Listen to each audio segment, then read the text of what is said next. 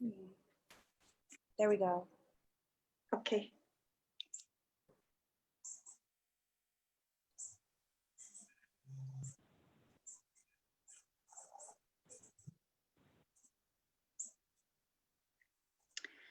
So welcome if you're joining. We're just waiting a few moments and then we're going to get started with our webinar. Just waiting for some people to join us. This is the Indigenous Environmental Network's Feminisms and Indigenous Women series. And today we will be focusing on mutual aid during the pandemic.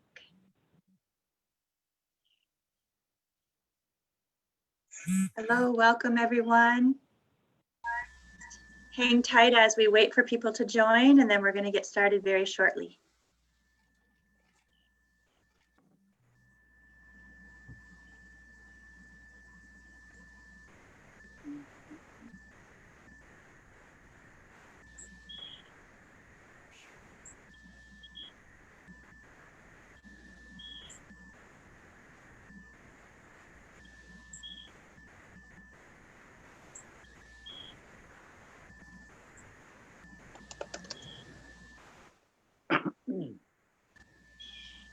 You're welcome.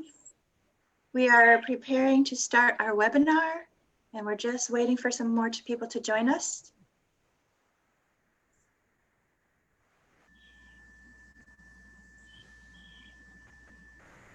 So I hear a kind of a high-pitched sound. I'm not sure what that is off and on. Is anyone else hearing that? Mm-hmm. Okay, there it is right now. Now it's off. Benicia, go off silent once again. Let me see. It's not you.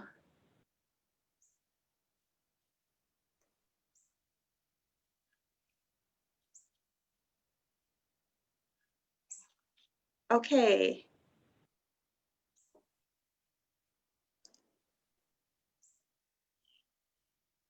So if you're just joining us, just hang tight. We're just waiting for a few more people to join, and then we're going to get started.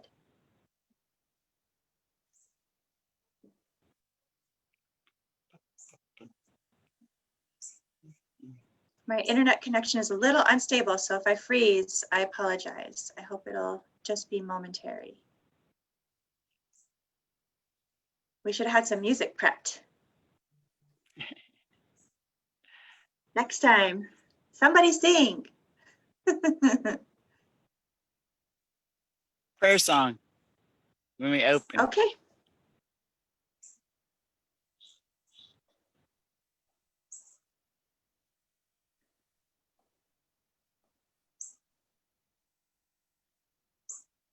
Okay.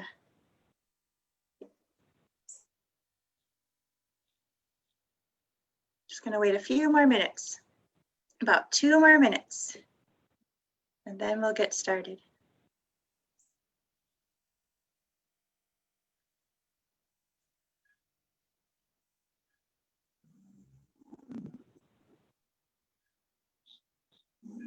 Ah, thank you, Kandara. Yes, that would be wonderful. So I will let you know when we're going to do that. Thank you.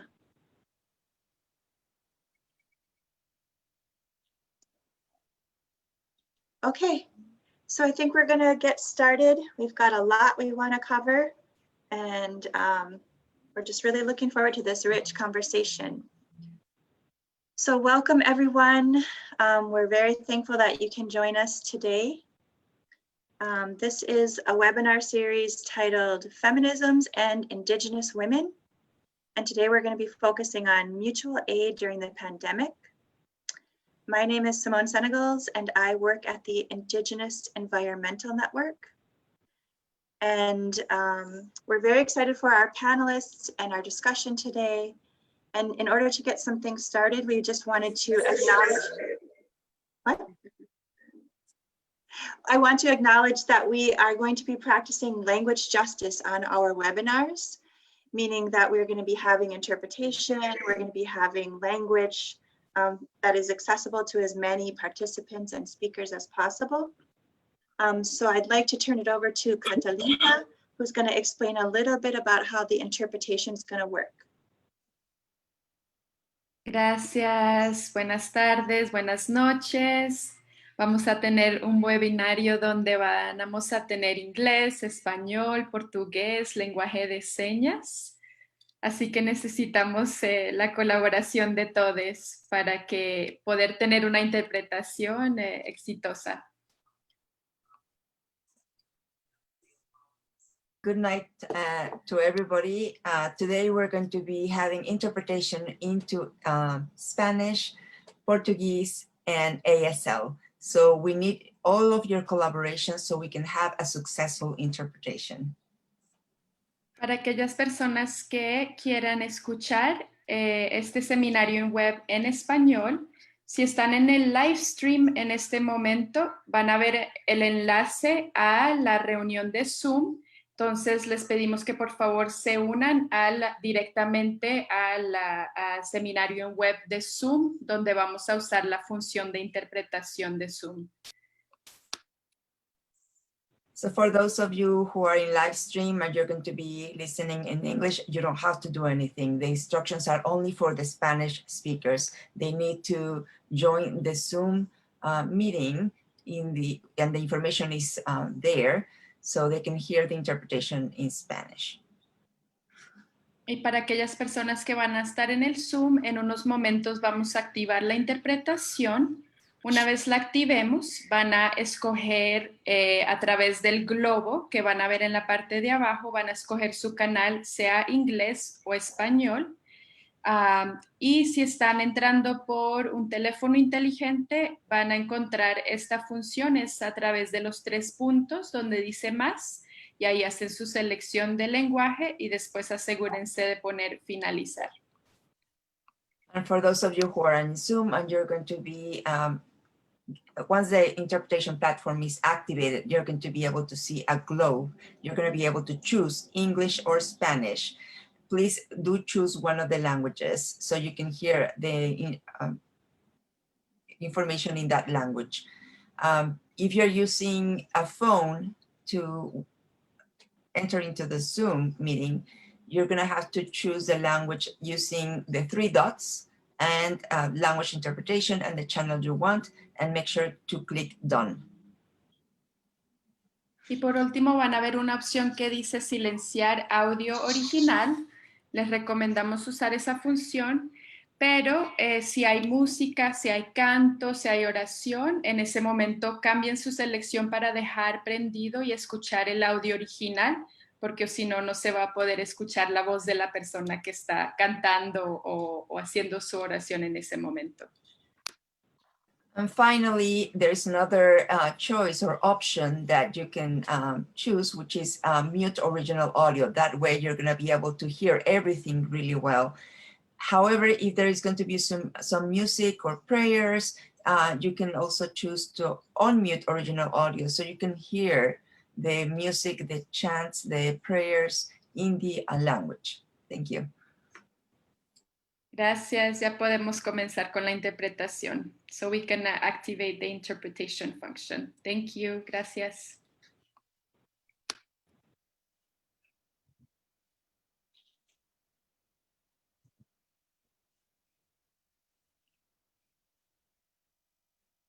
I was talking on mute. Okay, we're going to get started. Again, this is a webinar titled Feminisms and Indigenous Women and Mutual Aid During a Pandemic. And it is one of a series of webinars being put on by the Indigenous Environmental Network, focusing on uplifting Indigenous women's voices, actions, and power. I am co-coordinator of our Indigenous Women's Program, along with Benicia Albert, who's going to jump on really quickly and say hello. Hi, Fase. My name is Benicia Albert, and I also work with the Indigenous Environmental Network. I'm the movement building coordinator and also co-coordinator of our Indigenous women's leadership and feminist work. Welcome, everyone, and thank you for joining us this evening. And I'm really excited and really honored to share this space with our panelists who are doing some really dynamic work. Thank you, Benishi. So these are really difficult times we're in, and we as Indigenous peoples, sometimes we don't always have a lot of the official resources. We don't have access to some things, but what we do have is our culture, our medicines, our language, our love of Mother Earth, our sense of community, our songs, our spirituality, and our prayers. So with that in mind, what we're going to do is start off with a couple blessings and prayers. First, we will have Mary Crow, who will start us off with a prayer, and then followed by our sister from Brazil, Candara, with a song to get us started off on the right way here. So I'm going to turn it over to Missy. I'm Mary Crow. Thank you. Siya nagada, medical ka, togodawa, osta, Senogles. Hello everyone, my name is Mary Crow. Good evening. I'm coming to you from the Great Smoky Mountains in beautiful western North Carolina. I'm a member of the Eastern Band of Cherokee, and we reside on the Twa-le boundary. Twa-le boundary is located within 5 counties in the western North Carolina region. And I'm honored to be here today to share with you the opening prayer. I'm outside of my sister's house to get a better signal down here. I live on up the mountain a little ways, and about 3,500 feet is where I live. So I just wanted to be able to share an opening prayer. We do our prayers also in song, so I will be sharing a song that we sing in our people, especially when we were on the forced removal and the Trail of Tears to Oklahoma. And the name of this song is Guide Me, Jehovah. So I just wanted to kind of just let you see just a little bit of where we are. You can see the mountain ranges behind me, but this is my home. This is our original territory. The majority of our people are in Oklahoma. And so we're the Eastern Band of Cherokee. There's also the United Gadua Band in Oklahoma, and also the Cherokee Nation. So this is our journey song, and all it's asking us, the Creator, to do is guide us every day in the work that we do, and to give us that bread of life. And so with that, I'll share this song with you. Squatini says Jehovah, Ela digarisai, Jiwaniga diuaya, Talini ni Nigohila,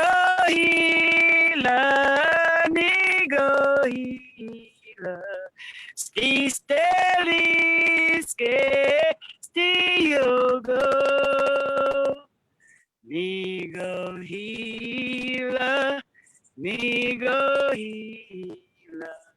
Skisteliske, Stiogo. Ski, what up? Thank you. Let's have a good meeting. Carry our words with honor, carry our words in truth, and let's lift everyone up in prayer. I thank Creator God for everyone that's joining us here today in this webinar. I ask Creator God to bless every one of you today and in the future days to come, in your work, in your walks of life, in your personal life, and with your family. With that, Ski, what up? Thank you.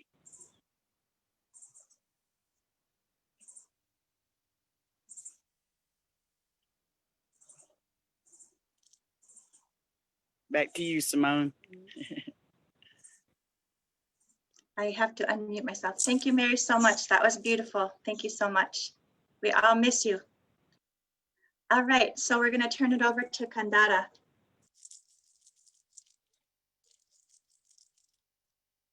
Posso falar? Posso começar? Tá me ouvindo bem? Pergunta a ela se tá me ouvindo bem.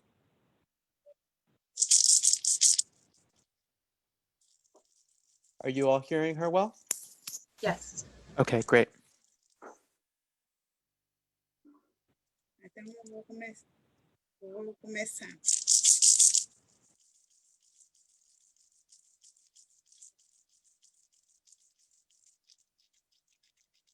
Sou Candara Pataxó, liderança indígena, coordenadora indígena aqui das mulheres, aqui no extremo sul da Bahia, aqui no Brasil. Para mim é uma honra estar nesse momento. E eu vou iniciar com a nossa oração, que é a oração que pedimos para abrir os caminhos, abrir os corações, para que possamos ter um trabalho, para pedir para que todo mundo refloreste seus corações de amor.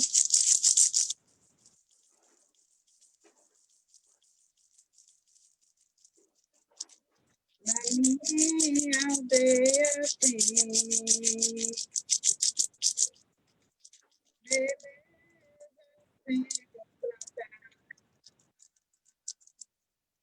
eu tenho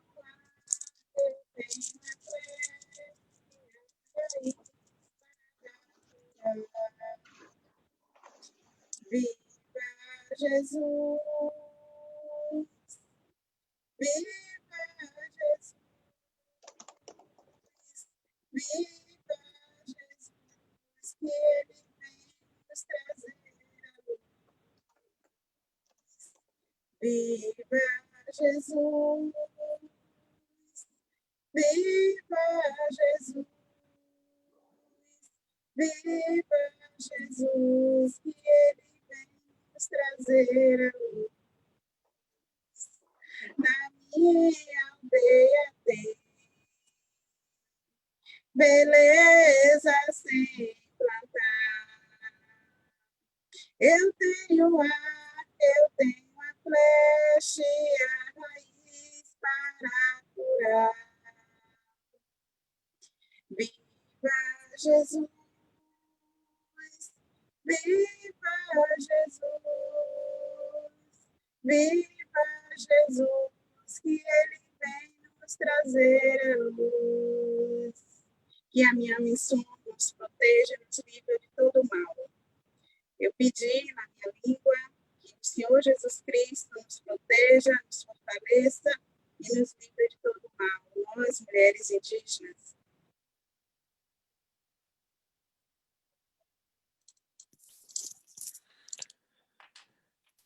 That was a song for the journey, to bless the journey, to open everyone's hearts and to open the roads and to free everyone from evil, to protect us, our bodies, minds, and spirits on our journeys.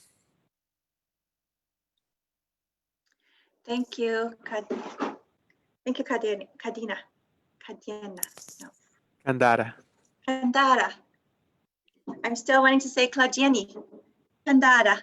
Thank you so much. Okay, so we're going to get started.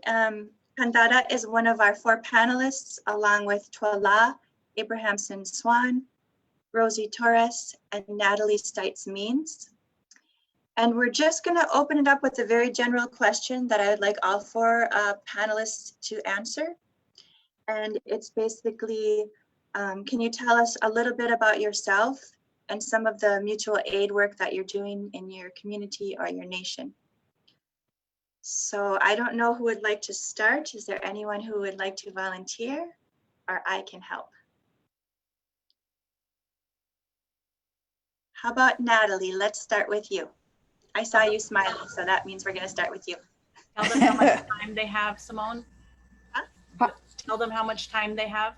Yep, so we'd like you to think about 2 to 3 minutes per question if you can.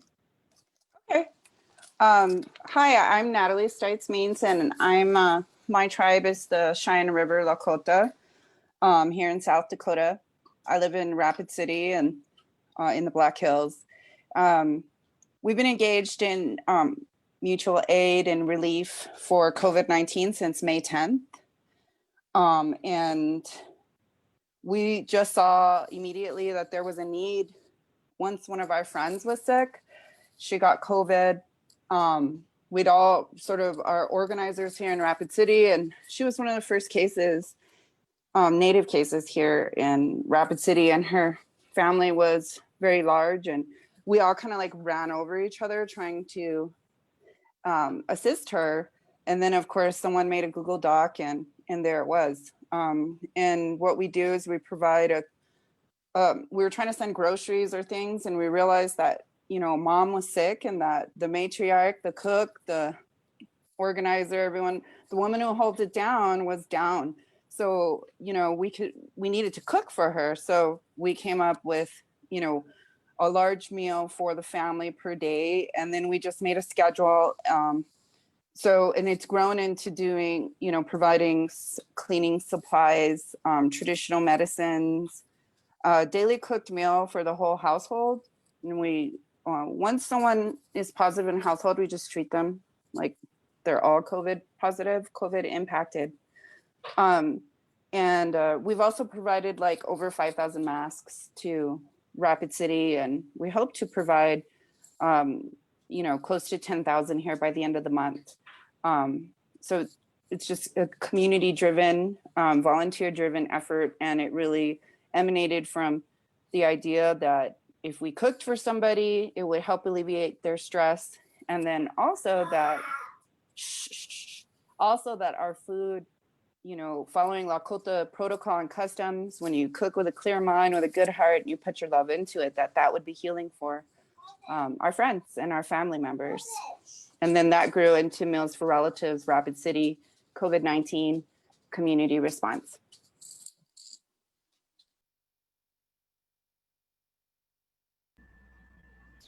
Thank you, Natalie. Thank you so much. I like that. We put our love into our food, and that really matters. That's really important. It's powerful medicine. Thank you so much.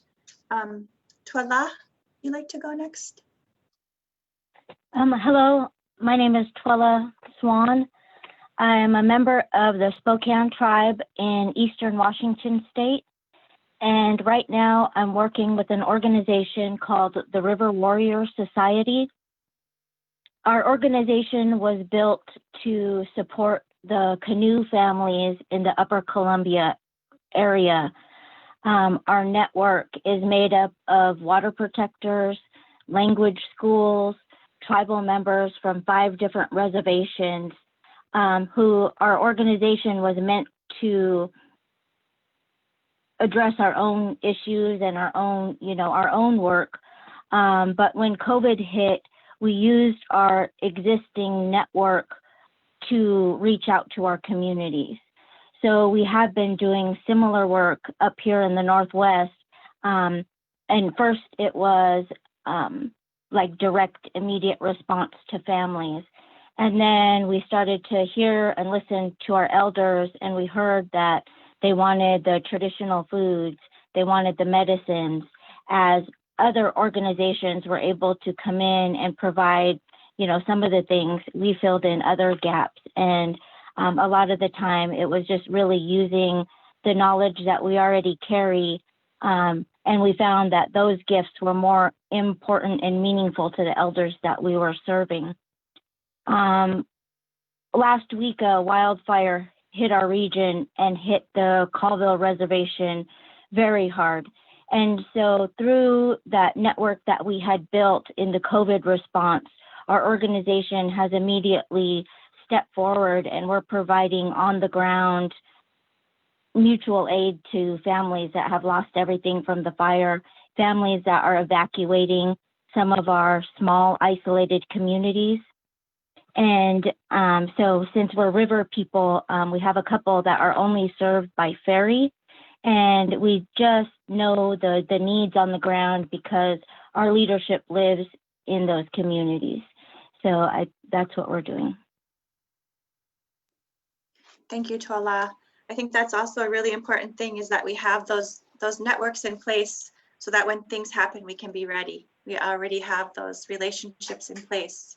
That's really a important thing when we have to immediately respond to things. I've been watching your posts. They're really, just admire the work that you are doing there and all the people that are helping up there.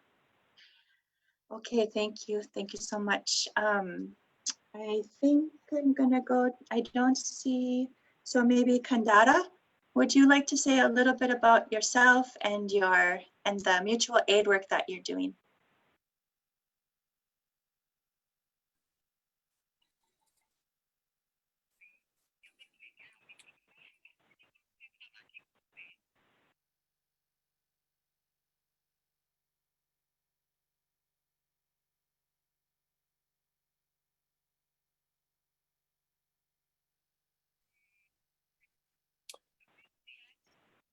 So as I said before, my name is Kandara Patasho. I am part of the Indigenous leadership, the coordinator of the Indigenous women in the state of Bahia, Southern Bahia. And in this moment, what we are living through, the pandemic, it is connected to the dehumanization of our people. And we're witnessing new times, and for us Indigenous people, we are being impacted even more. We're not accustomed to being in the hospitals and getting medicine from the white people. We've always been in our culture, cultivating our herbs and our traditional medicines. And we are struggling with this situation.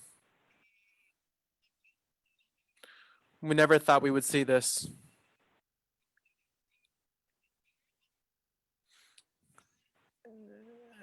And it's painful, but it has not taken away our hope.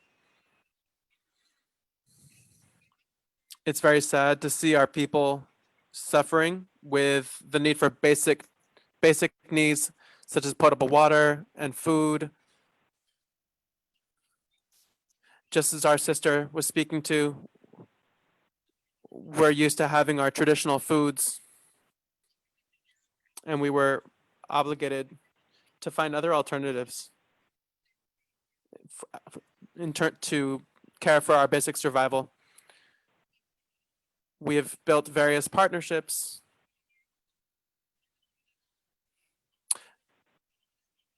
and we had the fortune of meeting the coordinator of this wonderful initiative who gave us support and which was fundamental for us to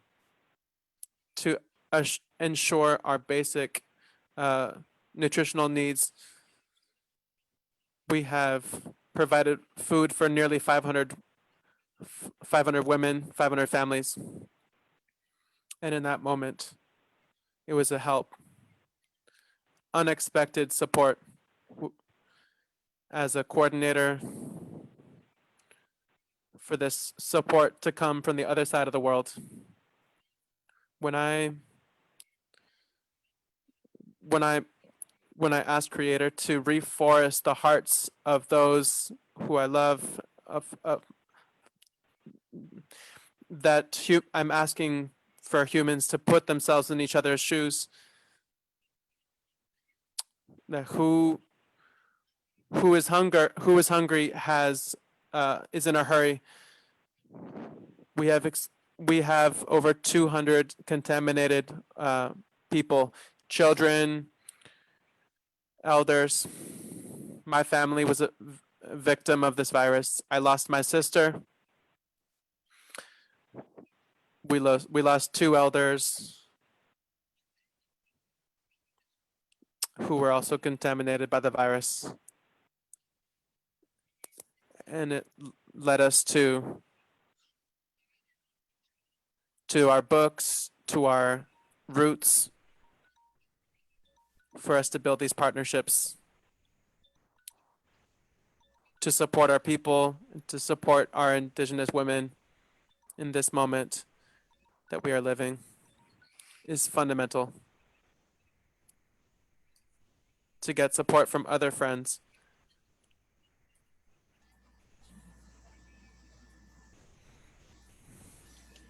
Masks, us Indigenous peoples, we always seek to live in freedom, to walk in our villages,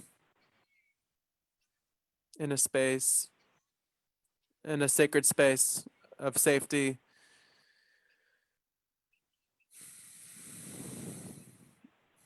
And even with that, the virus has come and has required us to try to protect my life, protect each other's lives using masks, hand sanitizer. When we Indigenous women came to understand that hand sanitizer was necessary to be using at all moments, in all occasions. Today we are living this scenario, and so this mutual support is important for the whole world, so that human beings can support each other. If you cannot help,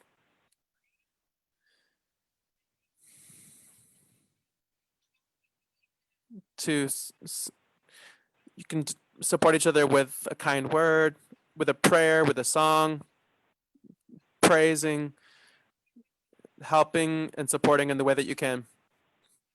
But don't cross your arms. This virus does not choose color, race, ethnicity. The virus comes and takes our culture, takes our people.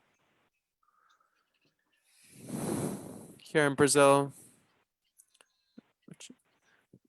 you must have been seeing on the television, we've also been experiencing fires here in Brazil.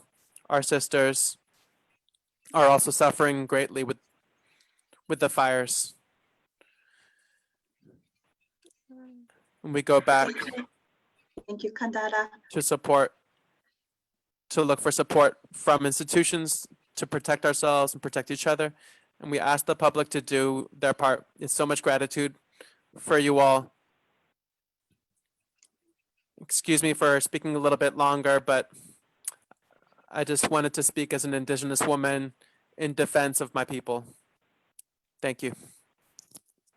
Thank you.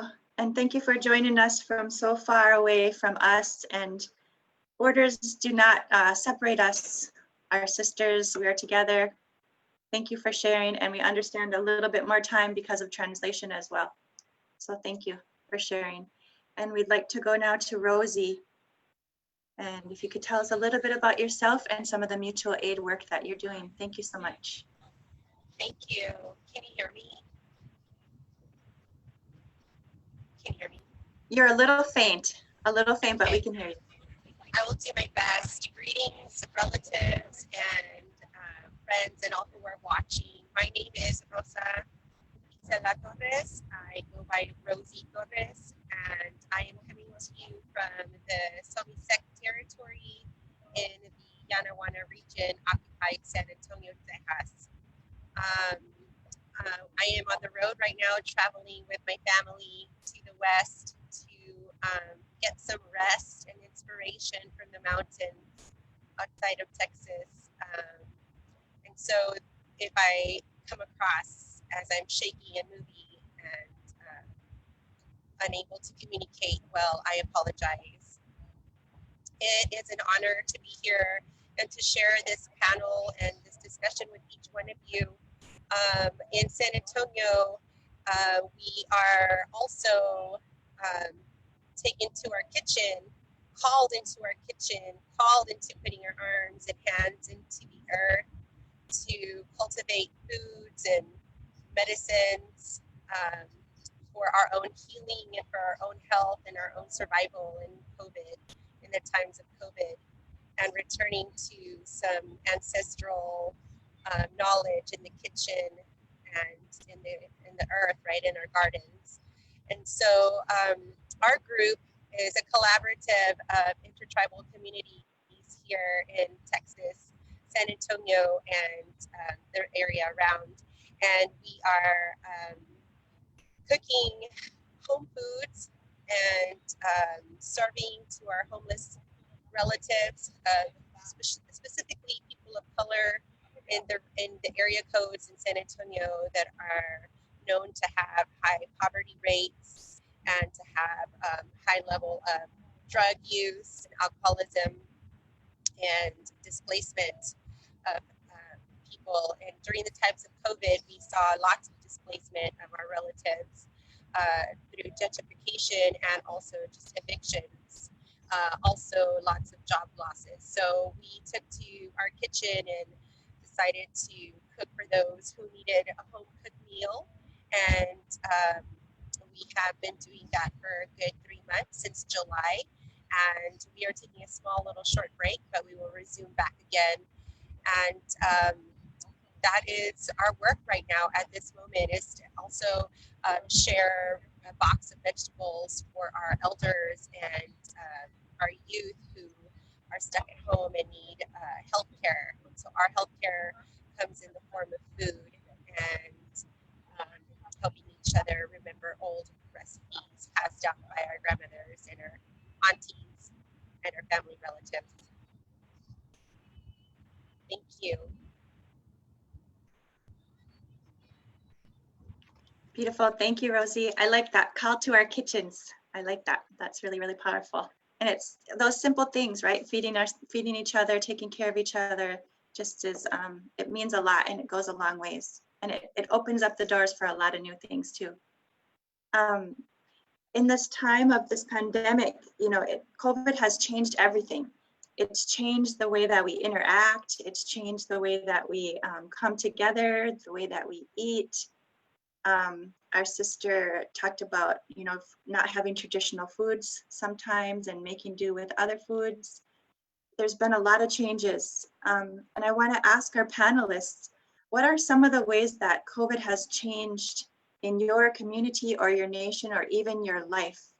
What kind of changes do you see because of this pandemic and because of this time that we're in?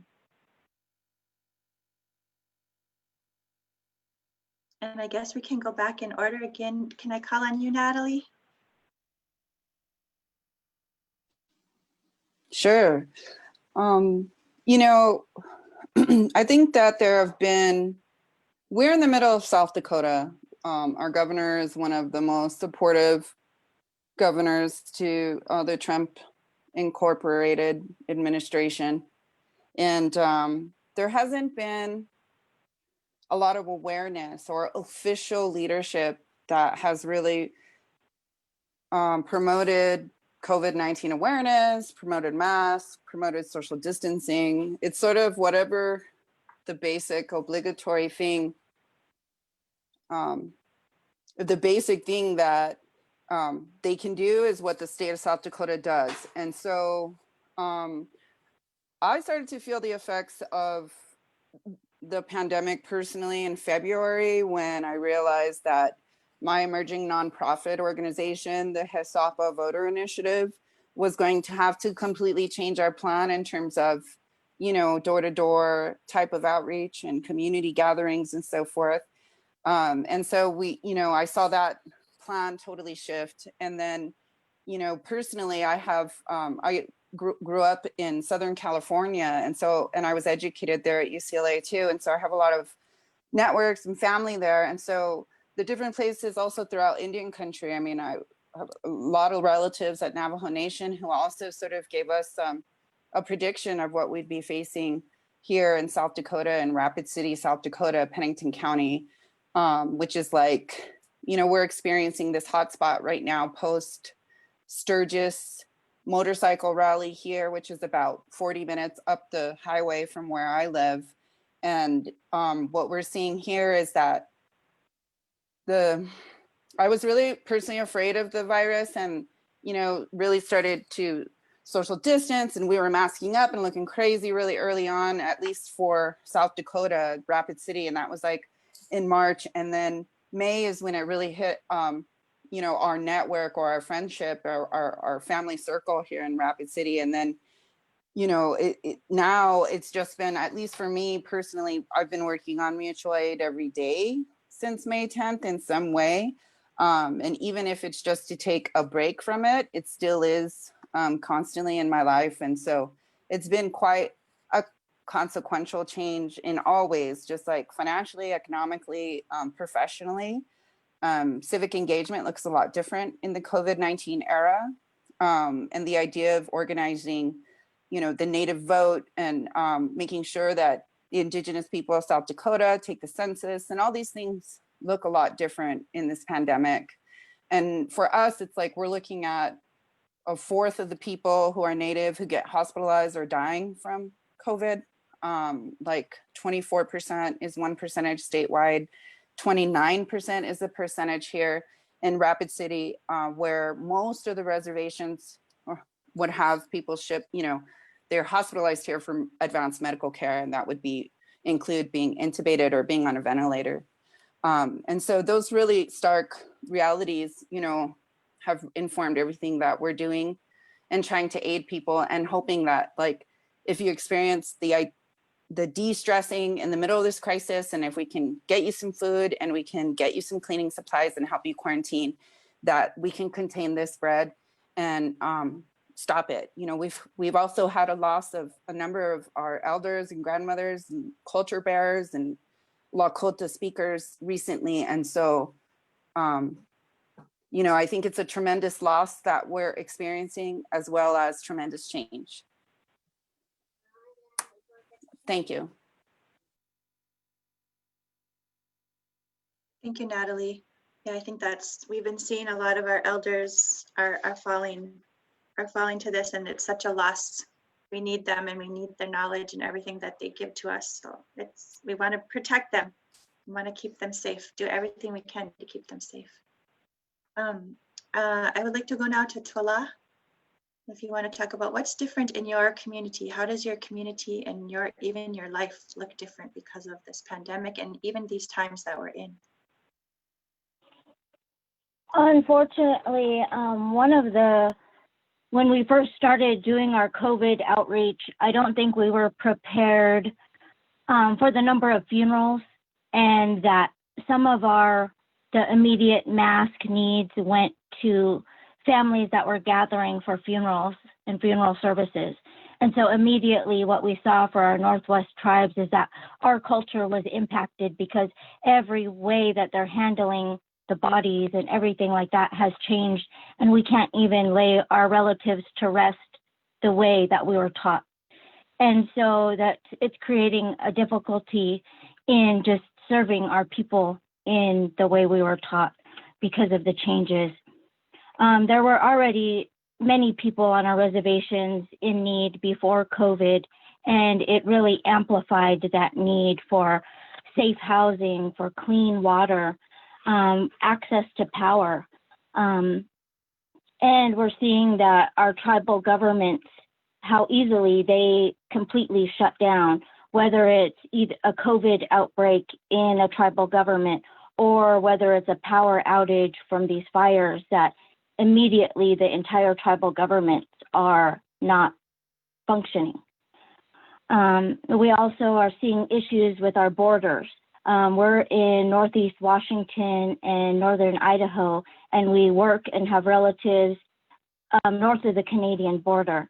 So our rivers don't recognize that border, and yet that's disconnected our own organizing and the work that we do, and the prayers and the ceremonies that we hold have been stopped because relatives can't cross the Canadian border. We're getting pressure on our interior borders, the reservations. When tribes try here to close their borders to outside people, to visitors, to tourists, we're getting a lot of flack.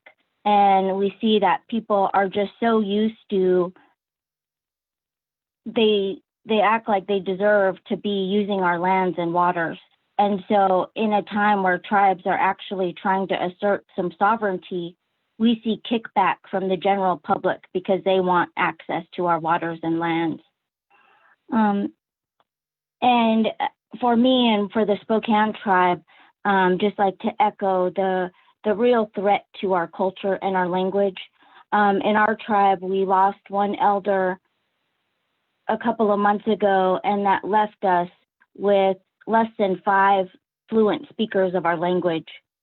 And when our elders and our language are in such, they're almost extinct as it is, that's why we immediately jump forward to do what we can to protect them. Thank you. You still have time. You have a whole minute, but. Okay, thank you, Twella. And I think we're gonna go now to Kandara. If you wanna talk a little bit about how things have changed in your community, you have about 3 minutes or so, 4 minutes.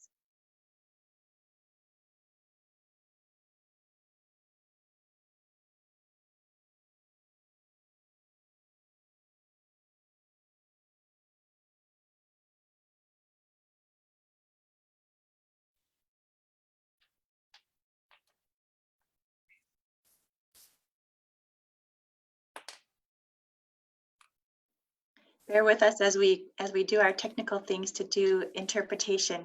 Thank you. We're just about ready here, I can see. Okay, pode falar. From the beginning of the pandemic, our lives have completely changed. We always used to gather, a group of women, a group of youth, our elders, to tell their stories. And when we were informed that we had to stay inside of our villages because of this evil that was coming to us, and it was something new and unbelievable, we could not imagine the impact, the size of this evil that it was going to cause, the damage. It was when we stopped meeting, we stopped visiting our family members. That's something that was not something that never happened before. We were not used to that feeling, and we didn't know how to deal with this. We were so used to doing our rituals, to speaking to our ancestors, and it was very difficult for us to learn how to do these kinds of offerings, not in the collective, but what we came to do in our own homes, not just, with our community. This really impacted us deeply. It's really hurt us when we lost our family members. We are used to doing our rituals, our sacred rituals. And when you lose a relative, you're used to leaving, all in white from a hospital and go directly to the cemetery. To not be able to say goodbye, to not be able to do your rituals, to not be able to speak to that relative, to not be able to give them a hug, to not be able to extend, gesture of an affection that really impacted us so deeply in this moment. That's so painful. It's very sad it's already hard to lose a relative and not be able to, and even worse, to not be able to say goodbye to them with our rituals. And that for us, Indigenous people, is very difficult. It was a change that I cannot measure, I cannot express in words the impact of this pain, the level of the pain. This changed our life, our way of life, of you not being able to be with your people, to have a meal, for a dance, to praise Mother Nature. We really are living differently. We're living so differently now. With a mask, social distance, that us Indigenous people, social distancing is, we don't socially distance. We stay close to each other to take care of our Indigenous women, to take care of our children in the world, to take care of our community as a single people. And this social isolation is making us socially distant, not only from our community members, but also socially distancing from other communities. And we have to deal with all of these things. Also, privation of water, potable water, medicines, food. These white people's medicines are things that we are needing to use now. And when we women are coming together, we have the responsibility to continue telling our stories, writing our stories as Indigenous people. It doesn't matter where we are in the world. We have to resist to exist. We are the resistance. Yes, yes. And so we have to bring this struggle of pain and struggle for our own survival. And so this virus has changed our life completely. And I believe we are fighting for future generations as well. Thank you so much. Thank you, Kandara. I think that's such an important point, is like the communal nature of most of our societies that has been so changed and disrupted. And that has been like the source of so much strength of the way that we operate, right? The way that we take care of each other, the way we feed each other, the way we lay our loved ones to rest, all of that has been so deeply affected. Thank you so much for sharing. I'd like to go to Rosie. Is she still on with us? She may have dropped off. It looks like we have lost Rosie. Okay, so we're gonna hope that she will get to a place on the road where she has better reception. Oh, there she is. There we go. This is one of the things we're talking about, right? How do we connect when we can't be together, and how do we use technology? It's very imperfect, but we are still gonna keep trying. So Rosie, can you hear me? Yes, I can. Can you hear me? Yes, great. You have really good timing because we were just coming to you. Oh, So, my so the question is, how has this pandemic changed your community, or even you yourself? I know you have kind of a cool story about like some changes in your own life. You can share if you like, or you can share whatever you like. Thank you. So again, my sincere apologies to everyone as I am on the road. I'll try to be quick, and lots of changes, echoing the same as everyone else with just gatherings, you know, and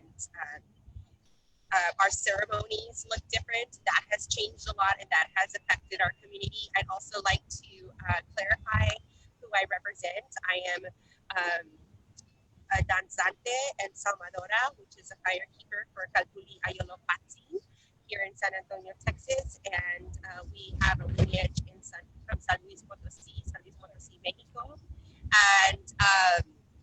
and so I'm trying to speak a little louder. Is that better? And in our danza group, we have used to practice constant ceremony, right, and keeping with our calendar, and that has changed. Our burial ceremonies has changed. Our gatherings, our cultural exchanges have changed. Our cultural educational programs have changed.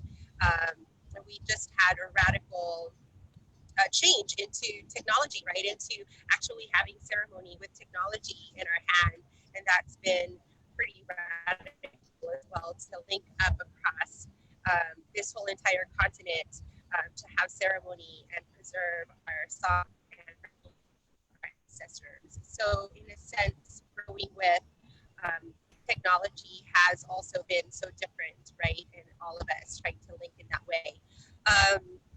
We've also had lots of differences in our direct actions, from all the way from our border towns and all the way into the heart of our sacred spring Springs here in the center of San Antonio, in the center of Texas, and been very different. Personally, I was a dance educator, dance choreographer for the past 24 years of my life, and invoking all of the beautiful discipline and hard discipline of dance. Now a maintenance assistant at Galeria Eva and here in San Antonio. So I'm also doing remodeling jobs and painting windows and scraping floors and redoing a couple of textures around different homes, mending homes. I'll say mending fences and mending homes, which in a way is also a different form of dancing, right? Like there's just different movements to maintaining and mending and creating as well, right? So I'm fortunate to have a wonderful community with Galeria Eva, Society of Native Nations, Carrizo Comecudo, Danza, Calculia Yolopatsi, and many others I cannot mention right now, but within our community, we help each other, right? If somebody needs a job, we're able to help and support each other somehow or another, finding a small contract job. And so that's how I went from a full-time dance educator to a very part-time dance educator. I teach dance still to all levels, but mostly that is no longer my forte, like my front, source of work. But we are surviving. We are here. We have not left. We continue to hold our energies strong as possible with preserving our songs and ceremonies and our own home fires, so that we can continue striving forward to our future generations in the face of this pandemic and other unfortunate events coming our way. Thank you. Thank you, Rosie. When I was reading that about your change from dance educator to handy woman, carpenter, I was thinking of all the resilience that we have been asked and have been stepping into during this time. So I thought that was very inspiring. And yes, and I was also thinking about technology as you're talking, because we can't hear you as well, but you have such good things to say. And it was reminding me of Benicia and I, we like to sing together. And we tried to sing over Zoom together, but because of the different times and the lag, it was pretty crazy. It was pretty pathetic, actually. It was pretty funny, but we tried. But that's that talking about that technology with our ceremonies and how we're just finding our way forward. I just love our resilience so much.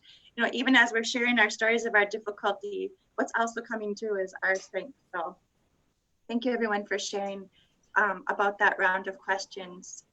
I'd like to go now because as we said, this is a series about feminisms and Indigenous women. And so I want to go to a question about, in your experiences, have you seen that women and femmes have been disproportionately impacted or differently affected by what's going on? I know there's been stories about increased domestic abuse because of people needing to quarantine and not being able to be with support systems. And many of us are homeschooling our children while trying to work and help our communities. So I want to ask the panelists, in your experiences, have you seen that? Have you seen the way that women are affected differently? And I'm going to go to you, Natalie.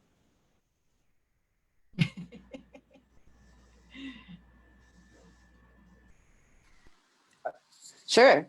Hi. So when when our project emerged, we were organizationally poised really well to respond, or I had, through trying to form this nonprofit organization last year here. But it was all of us who are organizers are all Indigenous women for the most part. I mean, we have a couple of men, and we put our partners to work who are men as well. We have a lot of couples who are engaged in the mutual aid work. And so families are helping other families. I want to make a couple notes is to note that in terms of the violence that is ongoing in Rapid City, we've had an unprecedented number of homicides in the last 2 months in Rapid City, and in like close to a decade, there hasn't been as many homicides as we have seen, and suicides as well. And so I'm not, I don't think that we need to go very far in terms of, accounting for how the stresses of this pandemic have created community-wide stressors. 2 of our volunteers are grandmas to victims of homicide. Actually, now that I think about it, there's 3 of our main volunteers, like my core people. There's 15 of us on any given day, and their grandsons are on these streets, and it's violent. It's violent out there. I want to say that in terms of our ceremonies, I want to talk about the role of prophecy, and I don't mean to take us on any type of different, but I think that it is reframing how we look at ourselves and gather, because for Lakota ceremonies, isolation is often part of what we do. We have Hamblecha, which is Vision Quest. We have Sundance, which also requires a number of, I know a lot of people a lot of women here know this on this call here. And I just think that this pandemic has challenged us to embrace those aspects to our culture and to our spiritual practices that will protect us today.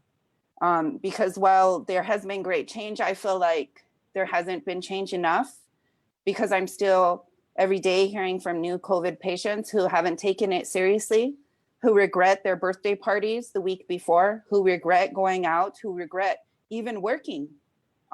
We have a lot of workers who are gaining this, working at the nursing homes. We have a teacher. We've even had a police officer who we've assisted here in Rapid City to support their family. It's not just about being impoverished, so to speak. It is about recognizing our strengths inherently in order to respond to this crisis and these changes. Many of our Lakota students and their families have left the school district here that is controlled by Washichu people who reject, they lean on the side of it's a hoax. They're the people, the Trump, MAGA, it's a hoax type people. And so several hundred of families have left the school district in order to pursue different types of distance learning opportunities to protect their families. In terms of womanhood, though, I want to say that it was a woman and a matriarch who holds down 3 generations in her home who got COVID and who we responded to. We have many single women with no support and just 2, 3 children that they have to care for while they're sick. And it has been mostly grandmothers, aunties, and mothers who have responded with our family structures in order to provide this mutual aid. And so we see that when mom is sick, a whole family system, multi-generations, often 3 generations, if not 4 generations, out of the 80 or so families that we have assisted and that I've personally been in contact with, that this is like catastrophic when mom's sick. And she can't do what she normally does to hold it all down. And often mom is the money earner in the family as well. So this is something that we've tried to respond to, that's just in our heart as Lakota people, is trying to center, the women and our needs, and putting ourselves in the shoes of mothers who are struggling with this virus now, because it's very real. It's very, very real here. And I want our people, our Lakota people, to take it seriously, to not value going to a wake for 4 days, which has been to the center of a number of hotspots, and like many hotspots in our community, or a tioshpae, 4 households, generations across getting COVID. And so I feel like while the change has been shocking, that we are well adapted to change quickly, and that we often do. And that we can change our behaviors of our communities so that we can stop or slow the spread. Seriously, it's like lives are depending on it. And My philosophy is, how would you help your relative? How would you help your best friend? And do that. None of this charity, none of this used stuff, none of that. And reframing how we help each other in this modern age. And even if that means helping from a distance, a social distance. Thank you. Thank you. I like that. Not you, it's us. It's us. And we all know that when mom's sick, nothing happens, or else it's hard, right? She's the one in many of our families. I know in my family, that's the case. And Twa-le, I know your family, you have generations. I know your lovely, beautiful mama and, your grandma and your daughter. So I'd like to ask you the same question. Have you seen any ways that women are affected differently, or would you like to speak to that at all? Well, for one, just for my particular reservation, the Spokane reservation, we have a lot of only single elder women. So a lot of the men have already passed on in our community. And we kind of noticed that trend through the uranium mining work that was central to, the economy of our tribe back in the 50s. But those kind of illnesses, have created a different age dynamic in our community, and with a real high loss of elders. I just want to really echo everything she said about the impacts to women.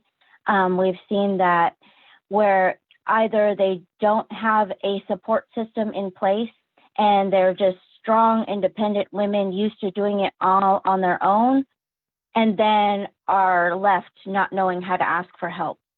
Or we see that families that do have extended systems of support and they're constantly there for each other, and they are the grandmothers caring for the grandchildren and working cohesively as family units, like we seem to be a successful family, come down with COVID, and then again their whole family support structure system is lost. All of their helpers, their whole, it affects many households. And so, it's been, making sure we are intentional in the work as well. You mentioned my mother, and she's suffering from cancer as well as many in our community. So it's just like the utmost safety precautions as we're accepting donations, even going out to do the shopping, helping elders, learn how to navigate online ordering or that type of thing, like every aspect. Just in our own organizing, we have to be as safe and careful as possible, and then in turn with the communities that we serve. So it's taken everything up a notch, and we're just really fortunate to have some guidance of healthcare professionals in our group that, we can really trust about the information that's coming and share that with our community. Because like previously said, sometimes the information from surrounding isn't necessarily the best to protect our community. But when we have our own tribal staff and our own tribal medical programs making announcements and making policies to protect the communities, we see that is really helpful. Thank you, Twella. Yeah. I was thinking about that border thing that you were talking about, that exercising of sovereignty, and on the one hand, to be able to protect our borders and our people. My community did the same thing, Red Lake Nation here in northern Minnesota. We're a closed reservation, and our leadership made that decision for our greater good.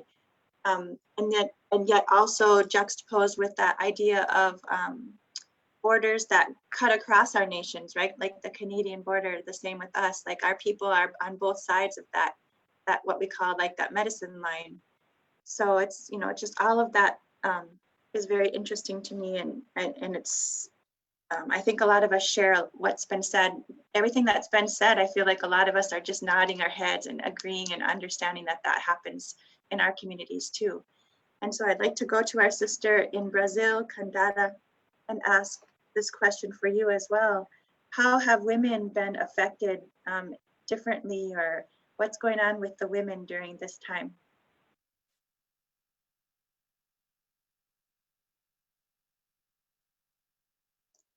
And again, we've got a really cool translation process going on here. So I see our translator switching his earphones and getting ready to translate for our sister. And we're just about to go here. Okay, I think we're almost ready.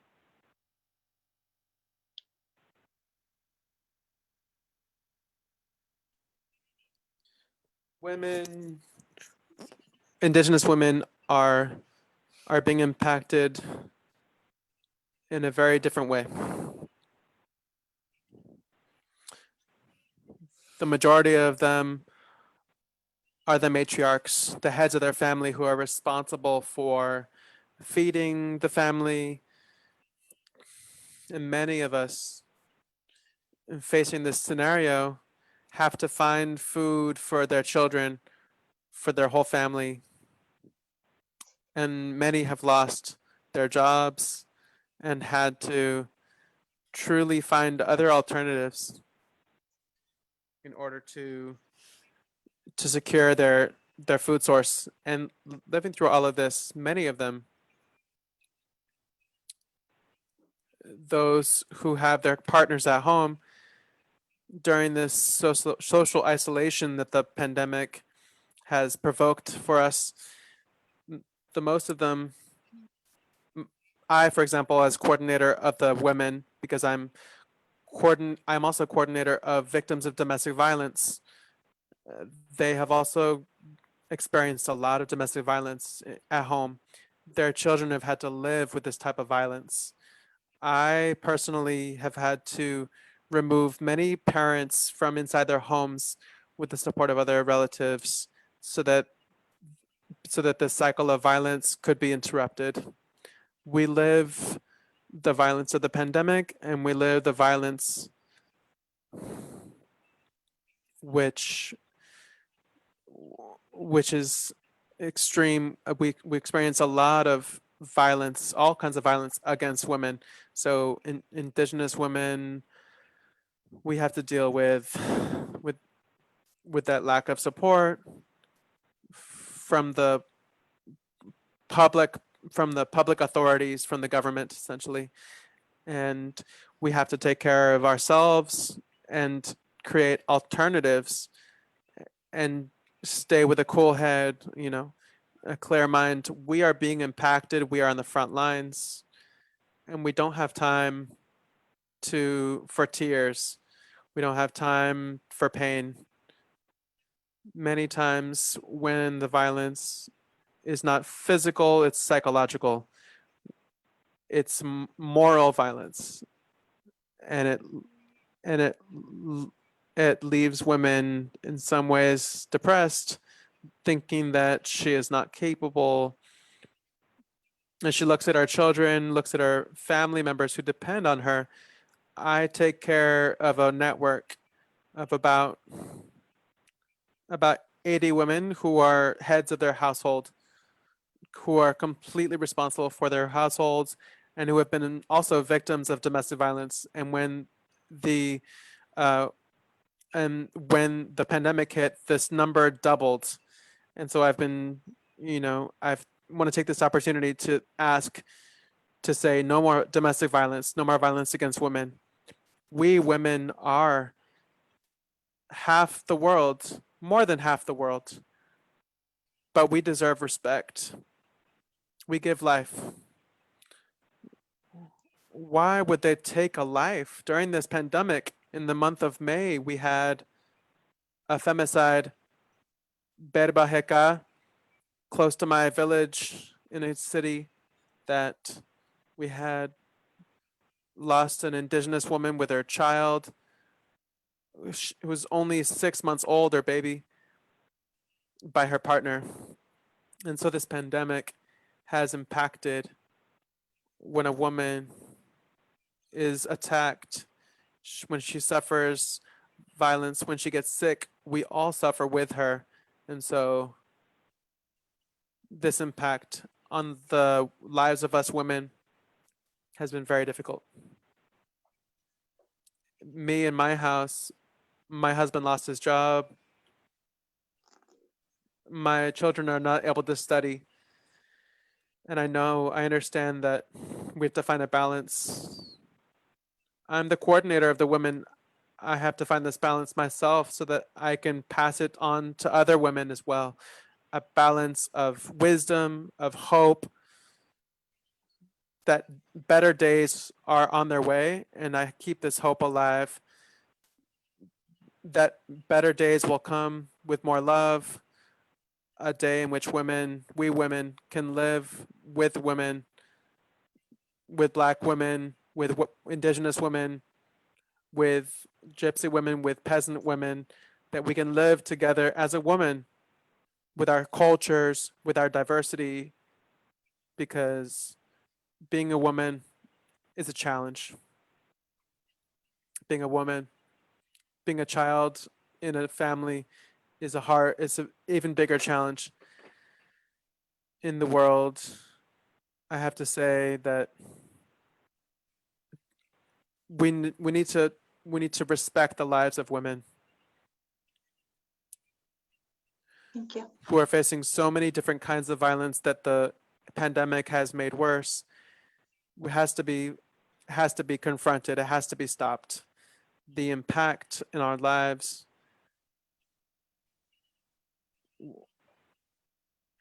we are experiencing this pain, but it makes us stronger. We don't have an exact explanation of where we get the strength to continue fighting, to continue struggling, to have this sensitivity and this understanding that we women have, to this empathy, sincerity of towards one another, that this pandemic, we can take from this pandemic a lesson about the lives of women and men so that we can be better people. Okay, thank you. Thank you so much. Thank you so much. Thank you so much, Kandara. So I'm just wanna thank you. I mean, that's powerful, and we just feel for all of our sisters and our aunties, our grandmas, everyone. So thank you so much. And I wanna I was gonna ask Rosie, it's okay if it's okay. I'm gonna skip to my last question because we have about 10 minutes left. And I want to get to this last question, if it's okay. And Kandara started to lead into this question already, which is our hope for the future. So this time is such a, they say that crisis is the time when we can change and pivot, when we can see that there needs to be change, when the system is sort of laid bare, when we can see that what has been is not working. And we as Indigenous people, of course, we know that already. And now it's becoming more evident to others in this world. And so I want to ask us, our panelists, and I'll start with you, Rosie, if that's okay, is what is our vision for the future going forward? We know that we're not going to go back to so-called normal, because that is kind of the system that got us here in the first place, with the abuse of Mother Earth, the abuse of women, our bodies, our lands, our culture, all of those things. We don't want to go back to normal. So what is our vision? What is our hope going forward for our communities and our families and our nations? Take it away, Rosie. Thank you. And again, just such an honor to be here in this discussion. I'll make it simple and quick. I'm going to say the collective vision with a group of people and the intertribal communities that I am part of. We wish and hope for radical love to be circulating around all of our communities, our nation, our society, the world, because as you can hear, we're all in this same predicament, right? We're constant violence and constant lies and just so much pain and destruction, especially towards our women and children. And so radical love so that we can stop seeing all this hate, right? And then also that radical love cultivates empathy, and that cultivates listening and connectivity to Mother Earth and all of what's happening around us. And so keeping that concept of harmony with our Creator and all of our relations with Mother Earth is something that we hope to reinstate into everyone's hearts and minds and spirits as we lead by example as these are children of the earth, right? We are all children of the earth. And so as we lead by example with radical love and harmony with our song and ceremonies and dances and the preservation of our culture in our front and our forefront is what I hope that helps plant those seeds of change, of radical change as well, and going into a place where we could all start to live in harmony again. And I know it's really hard to go into that simple concept when everyone around us is just thinking of the capitalistic point of view, right? So it's really hard sometimes and challenging to live in harmony with the earth and not also be part of the capitalistic approach to life or to things and to survival. So finding a balance and a harmony with our ancestors, with our lands, and really hoping to bring radical love to the forefront for a change. And that's what I have. Thank you. Thank you. I'm so glad I asked you that. Radical love, radical change. All right. Natalie, would you like to speak to that a little bit? What is your vision and hope for the future? Well, I hope that the people that we are able to reach and help through our mutual aid continue to survive COVID. We haven't had anyone die on our watch, and I'm really hoping that continues throughout the course of the pandemic. So a reduction in COVID-19 fatality would be really wonderful. That is my immediate hope. I was contacted and told that in March by a mentor who said that your leadership will be needed in this pandemic, so be ready, and here's some money. And that's basically what we need. From my hope is that everyone's potential for leadership will be realized, that we lead our families, we lead our communities, and so we build those examples of a revolutionary change, examples of love and caring for each other, and ensuring what I saw my sister-in-law, Benicia Albert, talk about a just transition. I think that our leadership is needed in order to transition. And that is my hope, that this will help all of us realize our role in what we can do to assist each other and to liberate each other from the excesses and the harm that capitalism continues to play in our lives, as the pandemic reveals so much more about the great needs in our communities, at least for Lakota and Rapid City. I mean, the poverty is almost unimaginable for an American city. And we have responded to that, and we are seeing things in a different way. And I think that that new fresh perspective is what I hope will lead to a just change. Thank you. Thank you. Thank you. Very practical hopes and very aspirational hopes and vision for our future. And our leadership is needed. You're so right. Twella, would you like to speak to this? Yes, in our vision, especially related to the wildfire efforts, we've just seen like immediate, in the most dangerous of conditions, that the ability to evacuate was almost impossible for a lot of families, very dependent on gas and vehicles, and that even the opportunities to purchase propane tanks to keep some of the generators going has been difficult in our isolated communities, because they have said that only the firefighters can buy the propane.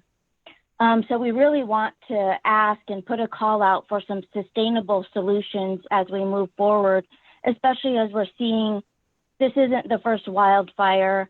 And for some of the communities that we serve, it's not the first time they're without water. It's not the first time they're without power. And we really need to think about long term and what's going to be the healthiest way to build our communities, rebuild our communities. We like to continue the support that has been offered from across the country right now to our families on the Colville Reservation. And so we just really hope that when things go back to normal, that support doesn't stop, because we know a lot of these families are just now starting. They're not even starting the rebuild yet. They're just processing the loss, and we're just kind of starting the work that we need to heal our lands and the families that have been affected by the wildfires. Thank you. Geez, the time just goes so quickly. We just have about 3 minutes left of our allotted time. And I'm going to ask Kandera to end us with your thoughts about what is your hope for the future. But before I turn it over, I want to just say we had planned on having a little more time to talk about how people can become engaged and help. So how you can do it in your own communities, in general, and also specifically help the communities that we are highlighting today.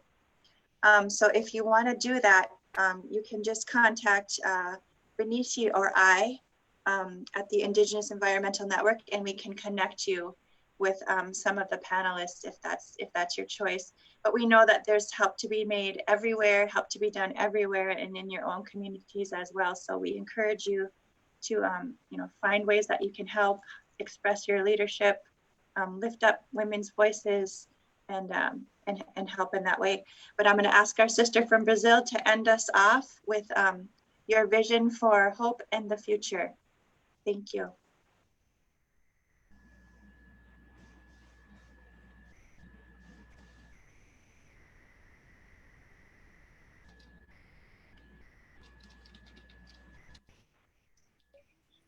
Pode. My vision,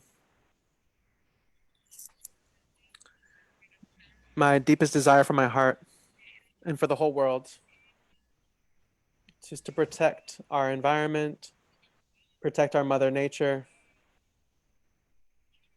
We have the opportunity now of change. Not a change just in words. The whole world is needing a change in attitudes and actions. I am hoping for a better world in which better people, we can't just desire a better world. A better world is made up of better people who preserve the environment, who protect the forests, our rivers, our oceans, our animals. And so that we can dream of and believe in.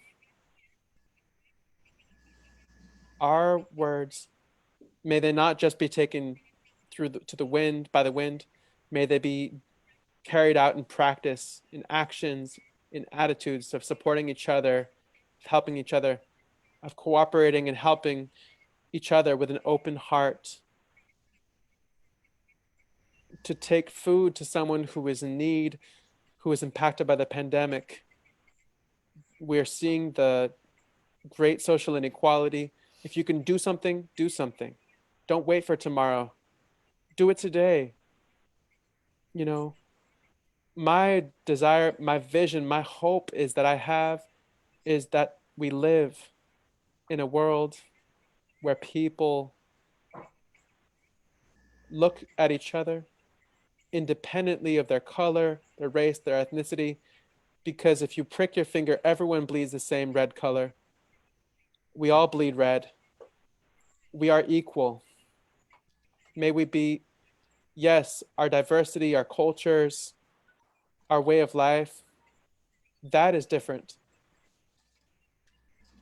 But that's what I'm praying for, is equality and love for each other, love for life itself. May we care for our mother, our earth, our environment, and may we care for life in general. I'm asking each of you to love each other more, to clear our hearts, our minds, our attitudes, have good attitudes. Love for even people we don't know without expecting a return. To open your heart, use your body, use your voice. May it be a servant of love. May this pandemic, may you learn,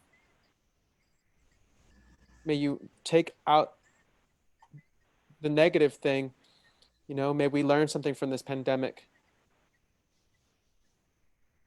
May our attitudes, even though we are small, with your attitude, together we can change the world. We can clear out the pride of being human. Be a good example. I can help my fellow person. We Indigenous women are at the front. We are at the front lines of changing the world. We're going to come out of this pandemic with our hearts reforested with love. Thank you so much. It is an honor for me to be here. I'm here to support any other kind of debate or conversation. I look forward to sharing more with each of you and sharing our experiences and our lessons so that we can plant more love in our hearts. We can open our hearing. It's important for us to be listening from us as women warriors, from other women warriors who are speaking for our whole people. Thank you so much. Thank you, sister. That's such a beautiful way to close out this important conversation. Sending so much appreciation and love and gratitude to our panelists for sharing with us today. Thank you so much for the ones who helped us with the opening blessing. Thank you, Mary. And hi, Lisa, back there. So just thank you, everyone. And I've been reminded to let you know that this will be a recording that can be shared on IEN's Indigenous Rising Media. And again, if you want to contact any of the panelists, or if you have some questions, or if you want to support, please let us know and we will get you in contact with them. I know that some of the panelists shared their contact information in the chat, but I know not everyone has access to the chat. So again, if you want to reach them, please let us know and we will do our best. And with that, Benishi, would you like to say anything to end us? I'm just offering some thanks and appreciation in the chat.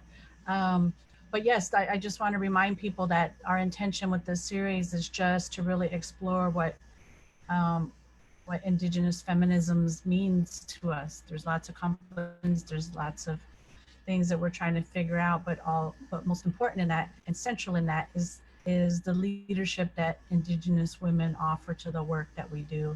And so I want to appreciate all of the panelists and sharing that in this moment of like, how are we leading in dealing with this crisis that is in front of us? So thank you all, the panelists, and thanks to all the interpreters, Portuguese, Spanish, ASL. Much love to all of y'all for holding space with us. Thank you so much. All right, good night, everyone. Thank you.